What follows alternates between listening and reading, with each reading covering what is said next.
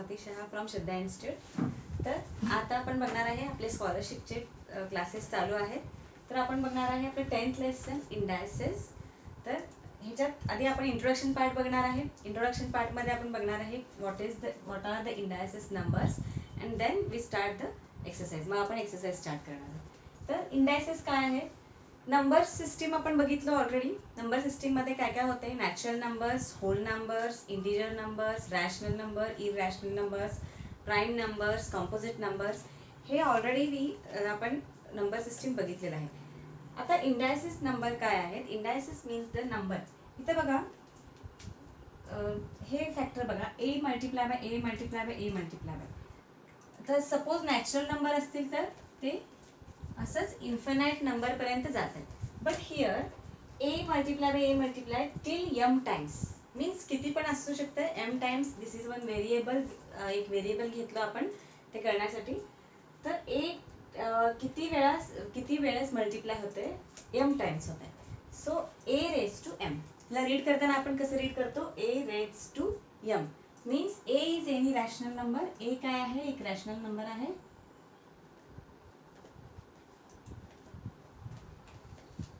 A is one rational number and m is any positive integer.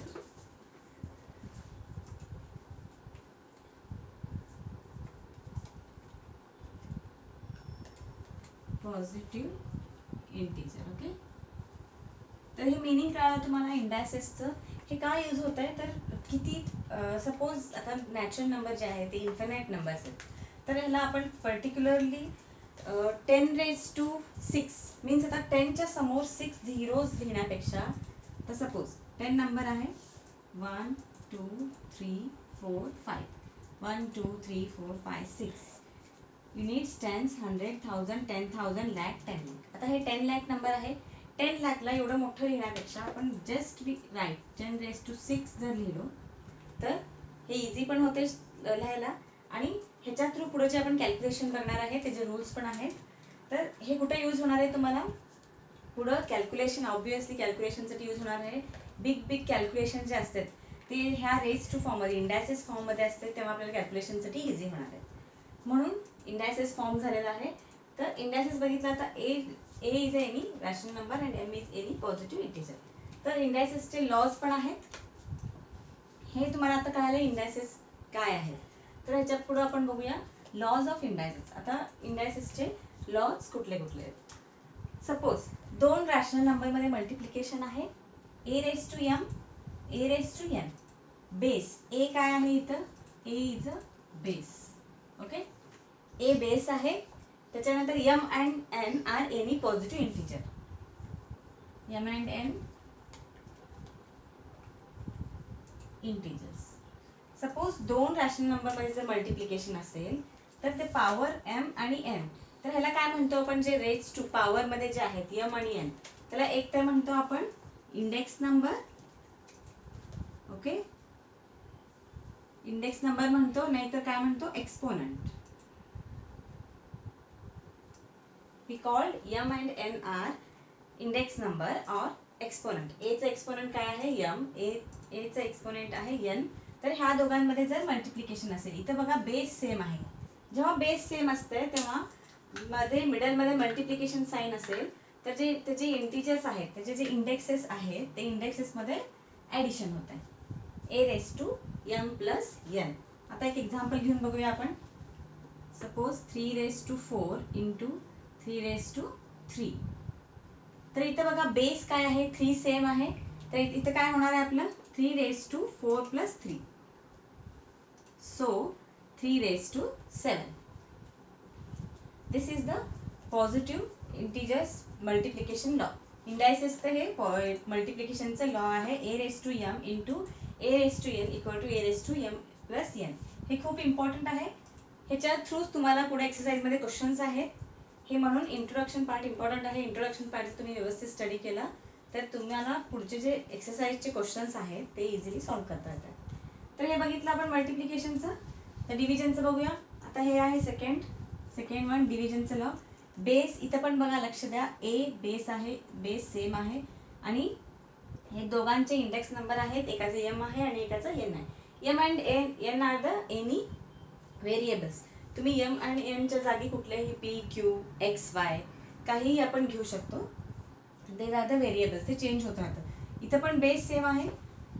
Wien the base नंबरमध्ये division असेल तर तेव्हा काय होत आहे, A raise to M minus N in the case of M is greater than N. Okay, suppose M N पेक्षा greater आहे तर A raise to M minus N होणार. आता इथं एन ग्रेटर असेल तर A raise to N minus M. तर आपण एक्झाम्पल बघूया.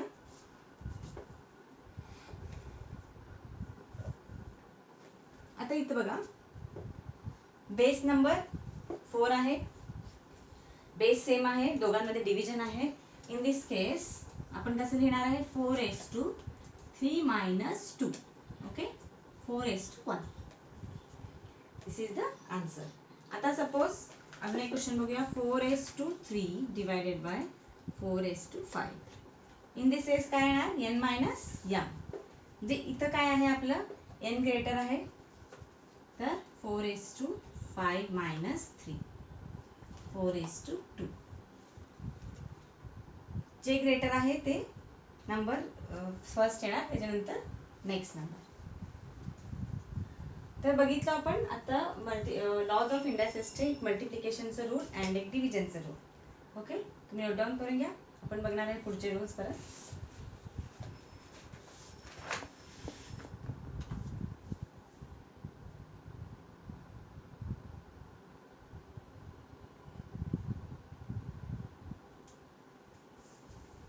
ओके स्टुडंट्स, तर बघूया आपण next rules. Rule of the index of the component. Okay, index. आता इंडेक्सचे काय व्हॅल्यूज आहेत तिथं बघा. ए बेस आहे, A base A raise to M in bracket closed and N. In this case जर ह्या टाईपचे असतील क्वेश्चन तर आपल्याला ब्रॅकेट असेल, ब्रॅकेटमध्ये एक इंडेक्स नंबर आहे अँड ब्रॅकेटच्या आउटसाईडला एक इंडेक्स नंबर आहे. तर ह्या केसमध्ये आपण काय करू शकतो, हे जे ब्रॅकेटच्या बाहेर एक इंडेक्स नंबर आहे आणि इन बिटवीन एक नंबर आहे, हे दोघांचं मल्टिप्लाय होणार. तर सपोज एक एक्झाम्पल बघूया. 2:3 in bracket close outside the index 2 means again here are the two index numbers. तर ह्या केसमध्ये आपण काय करणार आहे, 2:3 into 2. So answer is 2:6. तर अशा टाईपचे क्वेश्चन असतील तर ब्रॅकेटमध्ये एक इंडेक्स नंबर असेल, ते इंडेक्स नंबरचे जे कॉम्पोनंट असतील ते कॉम्पोनंटचा आपण मल्टिप्लाय करणार आहे. ओके, तर हे एक रूल झालं. नेक्स्ट बघा, इथं काय आहे, ए मल्टिप्लाय बाय बी. तर दोन बेस नंबर आहेत, दोन रॅशनल नंबर्स आहेत. In the bracket complete raise to M. Here is the index number is what, M. In this case तर हे ब्रॅकेट आहे, ब्रॅकेट मीन्स दोन्ही नंबर्सला, दोन्ही जे नंबर्स आहेत ते दोन्ही नंबर्सला आपण इन्क्लूड करतो. तर ह्या केसमध्ये कसं होणार आहे, A raise to M multiply by B raise to M. Suppose example बघूया. 5 into 6 bracket complete raise to 2. In this case काय होणार आहे, 5 into 6 मल्टिप्लाय करून पण त्याचं नंबर रेस टू इंडेक्स 2 ठेवू शकतो. Otherwise 5:6 multiply by 6:2. ओके, तर ह्या केसमध्ये आपण लिहू शकतो Wien the product of the two numbers, जर दोन्ही नंबरचं प्रोडक्ट आणि एकच एक्सपोनंट असेल और एकच इंडेक्स नंबर असेल तर ह्या केसमध्ये आपण असं सॉल्व करतो. आता इथं बघा, ए अपॉन बी फॉर्मॅटमध्ये जर क्वेश्चन असतील in case of this rational numbers, इथं बघा बेसमध्ये डिव्हिजन आहे, ए अपॉन बी फॉर्मॅटमध्ये आहे. इन दिस केस काय करतो आपण, एक्सपोनंट डिनॉमिनेटर आणि न्यूमरेटर दोन्हीकडं घेतो. Suppose 2/3, the index number is 3 raise to 3. So कसं लिहिणार आपण, 2:3 3:3. लाईक दिस आपण सॉल्व करू शकतो. तर हे अजून ह्याच्या आधी आपण बघितलं मल्टिप्लिकेशन आणि डिव्हिजन असेल तर. त्याच्यानंतर इथं काय बघितलं पण ह्या फॉर्मॅटमध्ये काय आहेत, जर एक्सपोनंट नंबर्स, इथं एक्सपोनंट नंबर डिफरंट व्हरायटीजमध्ये म्हणजे मल्टिप्लिकेशन आणि डिव्हिजन फॉर्ममध्ये असेल तर हे आपण कसं सॉल्व करणार आहे. ओके, हे बघून घ्या.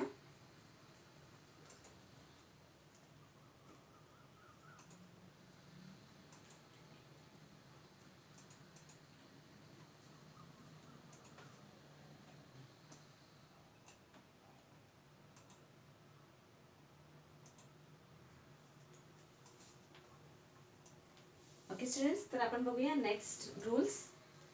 आता इथं बघा, if any non zero rational numbers, तर नॉन झिरो रॅशनल नंबर असेल तर in this case A raise to zero, इथे इंडेक्स नंबर काय आहे, नंबर्स नाही आहेत, इंडेक्स नंबर इथं झिरो आहे. In this case A raise to zero one, A is a base of any rational number. तर याचा इंडेक्स नंबर झिरो असेल तर ऑलवेज त्याचा आन्सर वन असते. सपोज इथं एक्झाम्पल्स बघूया आपण. Suppose 2 raise to zero, index number काय आहे, zero. In this case answer is 1. Suppose 5 raise to zero, answer is 1. A number base कुठलाही असू दे, जर इंडेक्स नंबर झिरो असेल तर त्याचा आन्सर कधी पण 1 असते. ओके, हे आपल्याला पुढे हेल्प होणार आहे तुम्हाला एक्झाम्पल सॉल्व करताना. तर हे खूप इम्पॉर्टंट रूल आहे. Next, converting negative index to the positive index number. Suppose आता इंडेक्स नंबर नेगेटिव्ह असेल तर त्या केसमध्ये आपल्याला त्याला कन्वर्ट करायचं आहे पॉझिटिव्ह नंबरमध्ये. तर कसं करू शकतो, सपोज इथं बेस नंबर ए आहे, इंडेक्स नंबर आहे -m. तर इन दिस केस आपण ह्याला लिहितो रॅशनल फॉर्ममध्ये 1/a रेस टू m. तर जेव्हा ते डिनॉमिनेटरमध्ये येत आहे हे बेस पूर्ण, तेव्हा ते नेगेटिव्हचं पॉझिटिव्ह होणार आहे. Suppose 2 raise to -2.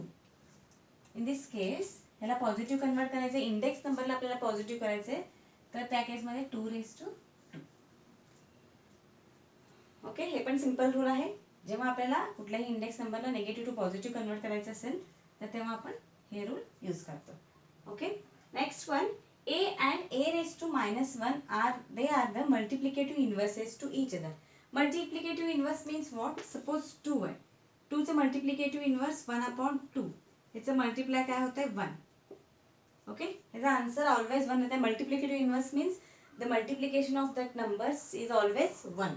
तर इथं जर मल्टिप्लिकेटिव्ह इन्व्हर्स, इथं बघा इंडेक्स एक पॉझिटिव्ह नंबर आहे आणि एक निगेटिव्ह नंबर आहे.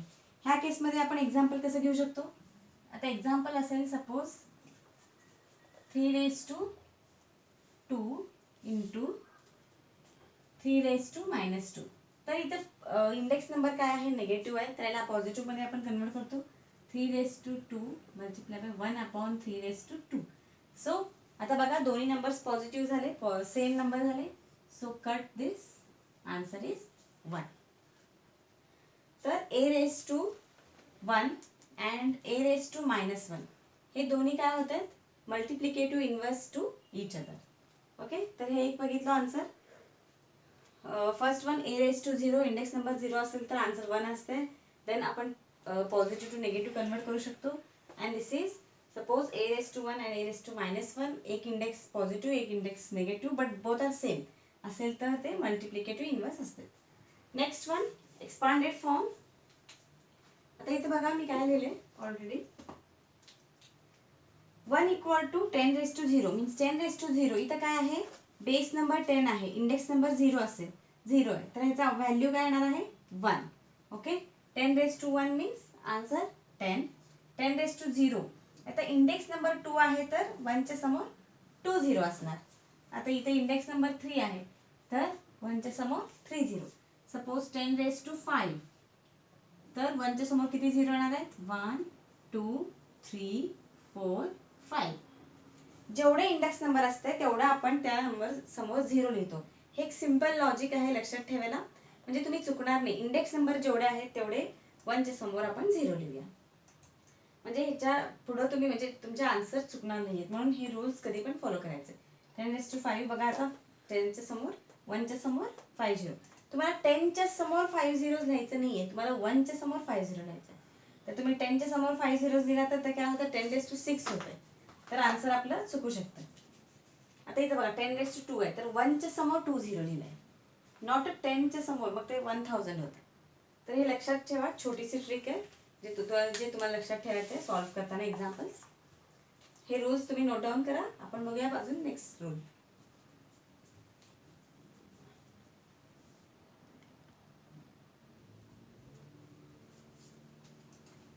ओके स्टुडंट्स, तर बघूया आपण नेक्स्ट रूल्स.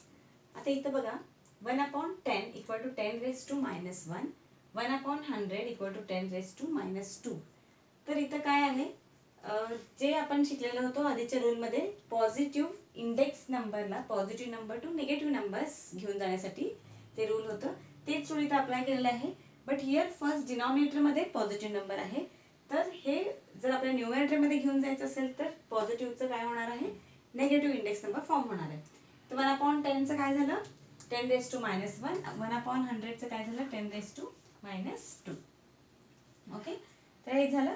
तर नेक्स्ट बघा sentence, the distance between the Saturn and Uranus is, किती आहे आपण रीड करू शकतो. आपण इंडियन नंबर्समध्ये रीड करूया.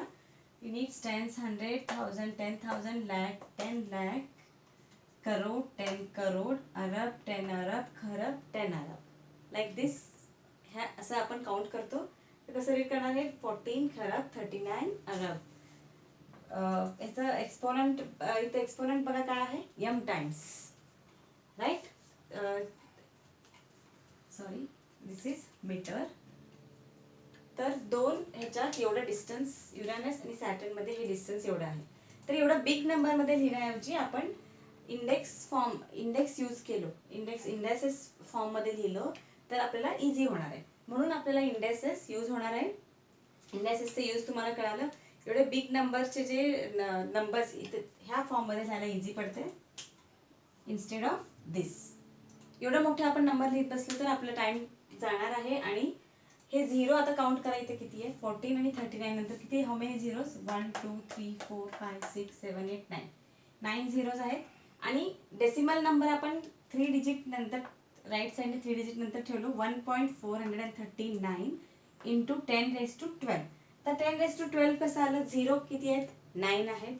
तर आपण पॉईंट, डेसिमल पॉईंट ठेवलं इथून. तर इथून बघा आता नंबर्स काउंट करू, किती होतात, 1 2 3 4 5 6 7 8 9 10 11 12. So we write here 10⁻12. Okay. तर in the form of indices number कसं लिहू शकतो, 1.439 इंटू 10⁻12 मीटर. तर हे आहे distance between the Saturn and Uranus. तर हे कळालं. आपण इंडेसेसचं म्हणजे इंडेक्स, एक्सपोनंट अँड पॉवर जे आपण यूज करतो ते यूज कुठं होणार आहे हे ह्याच्यातून आपल्याला लक्षात येतं. तर नेक्स्ट बघूया, diameter of the oxygen is. आता एक ऑक्सिजनचं डायमीटर जे काउंट करते, तर इथं बघा 0.mm मध्ये आहे, खूपच स्मॉलेस्ट युनिट आहे. So how many zeros are there, see 1 2 3 4 5 6 7 8 9 10 11 12 13 zeros.